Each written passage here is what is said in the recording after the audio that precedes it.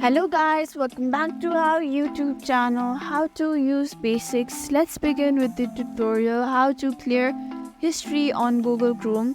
Open your Google Chrome, then click on the three vertical dots in the top right corner plus delete to open the menu directly. A new window will pop up. You'll see two tabs, Basics and Advanced.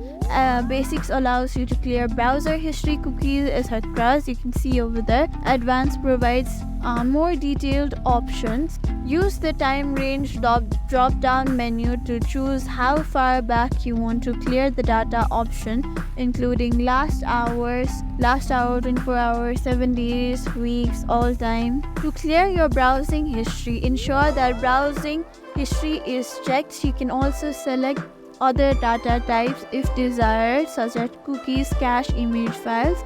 Click on Clear Data button. The browser will be clearing the selected data. This may take few moments depending on the amount of data.